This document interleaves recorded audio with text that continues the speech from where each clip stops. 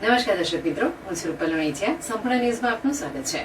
પાવાગઢમાં ભગવાન તીર્થંકરની મૂર્તિઓ ખંડિત કરવાના મુદ્દે આજે પાલનપુર ખાતે સકળ જૈન સંઘ દ્વારા વિરોધ વ્યક્ત કરતા કલેક્ટરને આવેદનપત્ર આપવામાં આવ્યું હતું. પાવાગઢમાં ભગવાન તીર્થંકરની મૂર્તિઓ ખંડિત કરવા મુદ્દે જૈન સમાજમાં ભારે રોષ છે. ત્યારે આજે પાલનપુર ખાતે સકળ જૈન સંઘ દ્વારા ઉગ્ર સૂત્રોચ્ચાર વચ્ચે વિરોધ વ્યક્ત કરવામાં આવ્યો હતો. બાદમાં જિલ્લા કલેક્ટરને આવેદનપત્ર સુપ્રત કરાયું હતું, જેમાં ન્યાય નહીં મળે તો અહિંસક આંદોલન છેડવાની ચીમકી જૈન સમાજે ઉચ્ચારી હતી.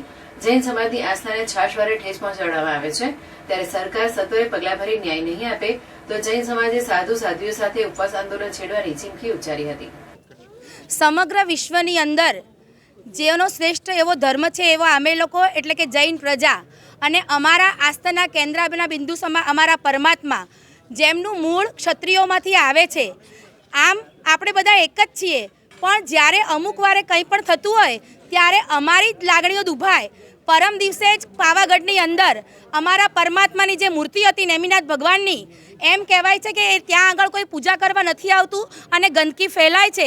એટલા માટે કરી અને એ લોકોએ ત્યાં મૂર્તિ ખસેડી દીધી. એટલું જ નહીં, કચરાના ઢગલામાં નાખી દીધી અને મૂર્તિને ખંડિત પણ કરી. હવે સમજો, આપણા જ પિતાના ફોટાને જે સ્વર્ગસ્થ થયા હોય અને એને કોઈ લાત મારે ત્યારે આપણને કેટલી વેદના થાય. તો આ તો અમારા પરમ પિતા પરમાત્મા છે, અમારો બધો જ ધર્મ અને અમારી બધી જ લાગણી એની સાથે જોડાઈ છે. તો શું દર વખતે અમારે આવું જ સાંભળવાનું, આવું જ કરવાનું? અને બસ જ્યારે અમે આવી રીતે આવેદનપત્ર આપીએ છીએ ત્યારે અમને એમ કીધું છે કે અમે મૂર્તિએ ફરીવાર સ્થાપિત કરશું. હવે એકવાર જે મૂર્તિને ખંડિત કરી છે, જેની સાથે અમારી લાગણી જોડાઈ હતી, એને તમે લોકોએ ખંડિત કરી તો હવે અમારે શું કરવાનું? પણ ના, અમે તમને ચૂંટણીને સરકાર તરફ મોકલ્યા છીએ અને તમને અમારા ઉપર રાખ્યા છે. તો જો તમે અમને ન્યાય નહીં આપો તો અમે ચોક્કસ આંદોલન કરશું. અમારા સાધુ સાધ્વી સાથે ગાંધી ચિંધ્યા માર્ગે અને અમારા જે શાંતિનો માર્ગ છે, ઉપવાસના આંદોલન કરતા અમે અચકાશું નહીં. જય જય શ્રી, જોરથી બોલો.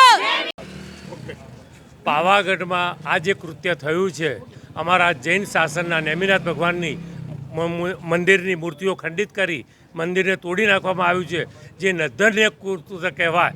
આના માટે સરકારશ્રીએ કડકમાં કડક પગલાં લેવા જોઈએ એવી અમારા સમાજ, જૈન સમાજની લાગણી છે. અને આ લાગણી અમારી ઉપર સુધી પહોંચે અને અમારા ગૃહપ્રધાન શ્રી હર્ષભાઈ સંઘવી સુધી પહોંચે એવી અમારી જૈન સમાજ પાલનપુરની લાગણી છે. આજે અમે આવેદનપત્ર આપવા આવ્યા છીએ અને જો હજી આગળ વધશે તો હજી પણ જો કંઈ નિર્ણય લેવામાં નહીં આવે તો હજી અમે ઉગ્ર આંદોલન ગાંધી ચિંધ્યા માર્ગે કરીશું. અહીંયા ભૂખ હડતાલ ઉપર પણ ઉતરવાનું આવશે તો અમારા સાધુ સાધ્વી ભગવંત સાથે અમે અહીંયા ઉતરશું.